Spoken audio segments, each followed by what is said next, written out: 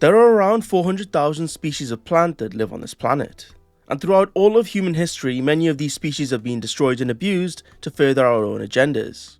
In many cases, even going so far as to alter the genetic code of those species just so we can maximize their usefulness to us, all the while disregarding the negative effects that it may have on that species. My name is Stoic Stick, a vegetable rights activist. I haven't eaten a vegetable in my 24 years on this planet, because I believe that there's a genocide happening to plant lives every day that I refuse to take a part in. My poos are very hard, but that's a small price to pay to have a clean conscience. I was okay with remaining silent on this tragedy until recently with the exponential rise in veganism and vegetarianism, which, if my calculations are correct, will lead to the complete extinction of plant matter within the next 100 years. In this video, I'm going to try and prevent this from happening by convincing you that not only are plants conscious like us humans, but that there's a giant conspiracy afoot to ensure mass plant extinction, as well as documenting the systematic abuse that some plants face for the sexual gratification of anonymous viewers online. But first, we need to talk about plant feelings. For something to be able to feel, they need to be conscious of that feeling and logically conscious. And plants actually have been shown to display what some would argue is a consciousness. Claude Bernard, a French physiologist, conducted experiments on the shame plant, which, side note, is a pretty rude name for a plant. What should they be ashamed of? The fact that he's a plant?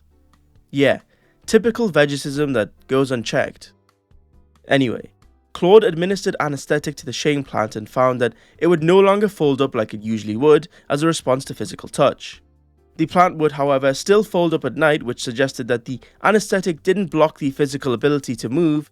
However, it did inhibit its ability to sense its environment, particularly the ability to sense touch. So, it could be argued that the anesthetic blocked the consciousness in the plant, similar to how it blocks the consciousness in humans the same way. A human put under anesthetic wouldn't be able to feel touch the same way that the plant doesn't. This isn't the only plant that's demonstrated consciousness though. Another aspect of consciousness, in my opinion, is the ability to remember. Because if you can't remember the experiences that you go through, did they actually even happen? Kind of like the if a tree falls in the forest argument, but a little more philosophical. Plants do have memory though, as demonstrated in a study in which researchers encased Venus flytraps in a chamber and anesthetized them. They found that after being in the chamber, when they stimulated the sensory hairs inside the trap, it didn't close. Now, you could argue that it was because the anesthetic blocks the impulse signal, so the plant doesn't actually know it's being touched. But Rainer Hedrick, an expert in plant physiology, furthered this experiment by testing whether the impulse signal from the hair actually fired, and from his experiments he found that the plant did recognize the impulse signal and that the hair was touched. So why didn't the trap close? Well, because Venus flytraps only close when two signals are triggered. This means that the plant has to keep track of how many hairs were triggered. And because the hairs were still firing, it must mean that the anesthetic was disrupting the ability to remember any previous signals. Ergo, plants can remember, and they also remember when you were making daisy chains as a child, and trust me, they will get their revenge. If that wasn't enough to convince you, then maybe it's time you finally learned the truth. You, my dear viewer, have committed mass genocides multiple times throughout your life. If you've ever cut your front lawn or trimmed your hedges, you'll know that they release this green leafy smell.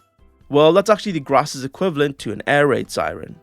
They're called green leaf volatiles and are warning signals to other plants that there's a predator around. So, under the hum of your lawnmower, the screams of millions of tiny blades of grass cry out as you go around culling their entire bloodlines. You might argue that grass sending out warning signals is dumb because they can't move, and to that I have to say, well, okay, you might have got me there, but the fact that they released the signal shows that they clearly care about the well-being of their fellow plants, which some would argue is a sign of empathy. Some being me. Okay, one final thing about these green leaf volatiles. They also found that when corn plants release them after being chewed, other corn plants that receive this signal produce chemicals that make their own corn taste less sweet, which is just ridiculous. Imagine going to a restaurant, but instead of there being a fly in your soup, someone trauma dumped on your corn and now it tastes like shit.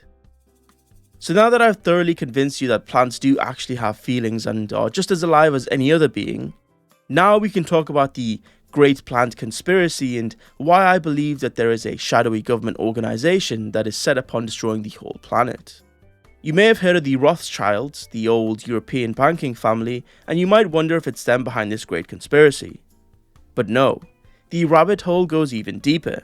The Rothschilds are just a cover for the Rothsoys, who are an older, more European and even more banking family that's behind the potential total destruction of all plant life.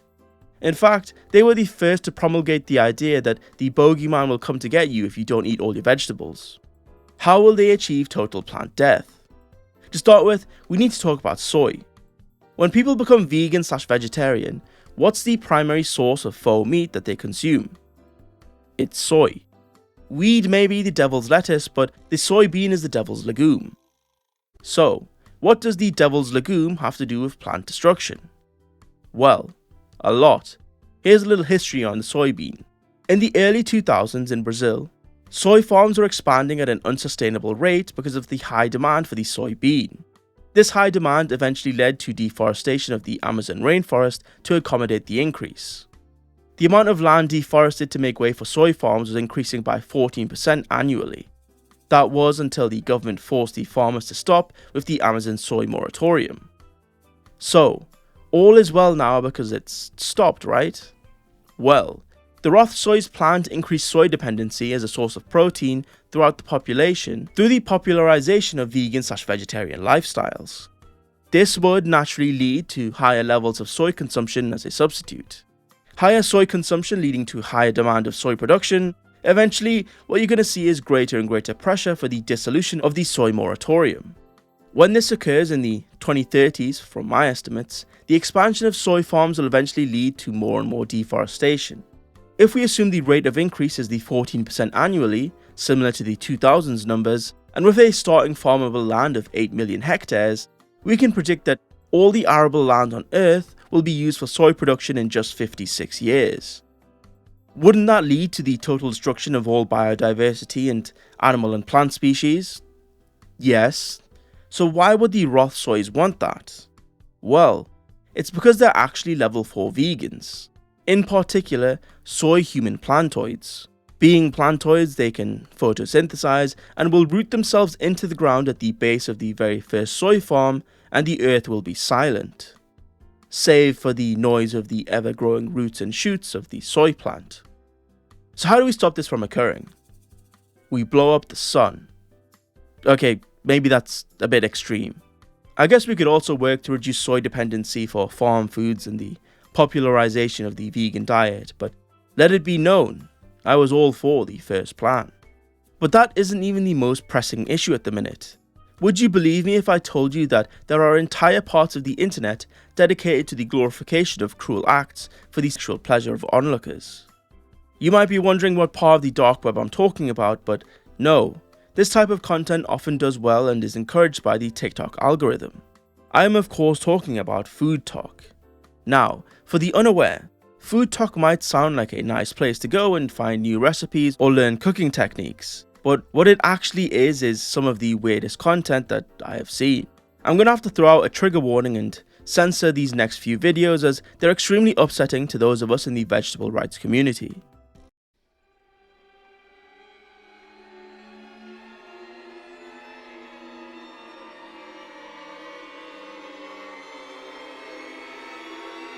As you can see, this is just goon bait for middle-aged women. But at what cost though? Did you know that the majority of vegetables grown are harvested in just a few months? So that's right, those vegetables in those videos aren't even 1 year old. You sick PDF files. After my short stint covering book talk, I already know that it's infeasible to try and appeal to morality to get this to stop, so I'm gonna have to take drastic measures as a vegetable rights activist.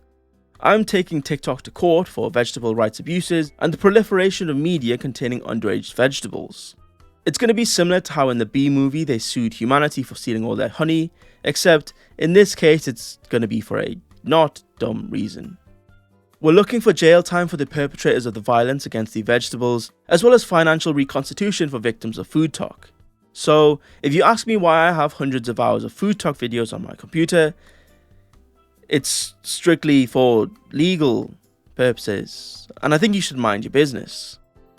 After we inevitably win the Vegetables v Food Talk case, we're looking to enshrine vegetable rights within the American Constitution, right next to the 19th Amendment.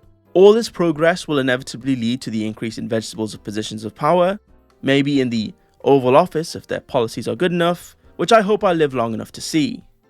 I can only imagine how great it would be to have a vegetable president of the United States.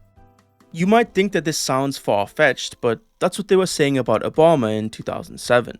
And it's this level of progress that is needed to disrupt the Rothsoys in their plan for total world soyification.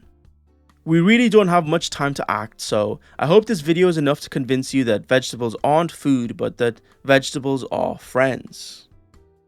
But anyway, that's all we have time for today's video about vegetable rights activism. If you liked the video, consider liking and subscribing, but other than that, hope to see you in the next video.